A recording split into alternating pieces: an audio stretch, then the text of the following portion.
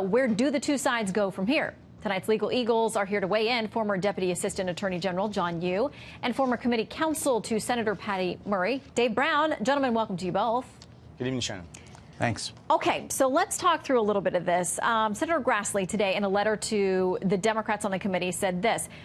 He said they have interviewed Judge Kavanaugh. He didn't hesitate. He's been forthright. He knew it was under a felony penalty if he is lying. We invited the minority staff to participate and asked Judge Kavanaugh its own questions, but the minority staff declined. The majority staff has also sought to set up interviews with Dr. Ford, Mark Judge, and two other alleged witnesses. The minority staff is welcome to participate in the investigative process as well, but it has thus far declined. Dave, does that hurt their case if they don't join in this process? Well, I think what it illustrates is that we're rushing to the finish line when really we need to be taking a step back and conducting a thorough, independent investigation. And you've heard now from every member every Democratic member of the Senate Judiciary Committee calling for the White House to request that the FBI reopen the background check on Judge Kavanaugh and assess the allegations that have been brought forward as part of the background check. It's exactly what was done during the confirmation process for then Judge Clarence Thomas, and it's what should be done in this instance as well. And the reason being, Shannon, and I'm speaking as a former committee counsel, albeit not the Judiciary Committee, but with as much respect to my former colleagues, we're not equipped.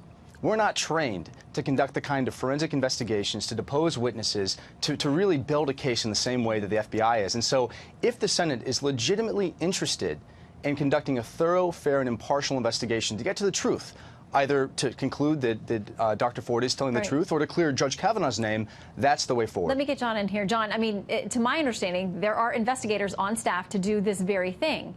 And the FBI has repeatedly said, at least publicly, they don't go out and do criminal investigations on something that happened 36 years ago. They wouldn't have jurisdiction, and this is not what they do, that this is what the Senate committee, Democrats and Republicans, should be doing.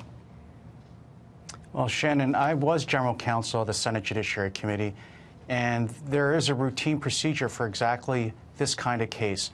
There are people who always might raise doubts, come in with different questions as a nomination is nearing its consideration by the Senate. And so we do have investigators. There are investigators on staff whose job it is to run down accusations or questions about people in their background files. Let me ask you about this then. There are lawyers on the staff. Okay, let me ask you about this then, because this is what the ranking member, Dianne Feinstein, she's a senator. She would know how this works, we would assume. She says this, fact check, the FBI can investigate Dr. Blasey Ford's allegations as part of its background investigation. That is their job. To say otherwise is false. It investigated Anita Hill's allegations of sexual harassment against Clarence Thomas. It should investigate this, too. So is it their job or the committee's job, John? There's confusion about what the FBI does here. The FBI is not conducting a criminal investigation. Even if this happened yesterday, they wouldn't be conducting a criminal investigation, because if this were a crime, it would be under state jurisdiction. The FBI wouldn't have that job. In this kind of function, the FBI is just helping the Senate conduct a background investigation, which is collecting all the information about someone, maybe making determinations about the credibility of the information about them, but they're not out there trying to solve crimes. They're not conducting forensic investigations like you would with a crime. They present that information to the committee. In this case, in the Kavanaugh case, there is no forensics. This is 35 years ago. The only stories you need to hear from are from Kavanaugh and Dr. Ford, and maybe a few other witnesses, and you have to make a credibility determination by each senator about who's telling the truth, and then they take that into account when they vote on whether to give their advice and consent. And Dave, we all know that Senators Grassley and Feinstein are good friends. They are complimentary to each other all the time, but there's a little back and forth today. This letter from Senator Grassley to Senator Feinstein says the fact is that these allegations could have been raised both within the last 7 weeks and in a way that protected Dr. Ford's anonymity. Instead, you chose to sit on the allegations until a politically opportune moment. He went on to say that he can't overstate how deeply disappointed he was, Dave. And in senatorial language, that's a pretty stern letter.